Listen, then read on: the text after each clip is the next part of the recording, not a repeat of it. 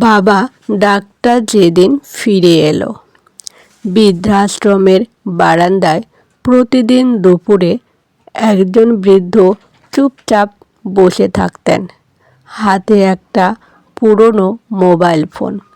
ফোনটাতে সিম নেই, তবুও তিনি প্রতিদিন স্ক্রিনটা অন করতেন, কারণ ফোনের গ্যালারিতে একটা মাত্র ছবি ছিল, একটি ছোট ছেলের ছবি।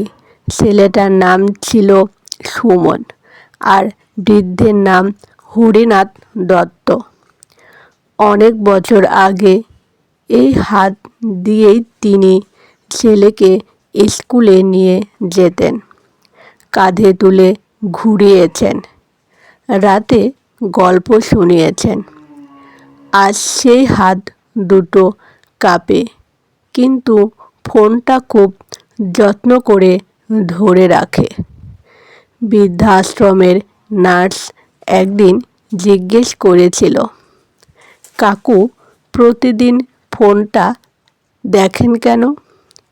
হরিনাথ দত্ত খুব ধীরে বলেছিলেন, ও যদি কখনো ফোন করে যেন মিস না হয়।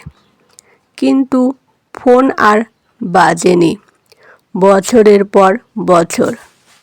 একদিন বৃদ্ধাশ্রমে একটি স্কুলের বাচ্চারা আসে। তাদের মধ্যে ছিল এক শান্ত স্বভাবের মেয়ে, নাম তৃষা। সবাই গান গাইছিল, হাঁটছিল। তৃষা হঠাৎ দেখল একজন দাদু আলাদা করে বসে আছেন, হাতে পুরনো ফোন। সে গিয়ে বলল, দাদু, আপনি কার ছবি দেখছেন? হরিনাথ দত্ত ছবি দেখালেন। তৃষা একবার তাকিয়ে বলল, উনি কি আপনার ছেলে?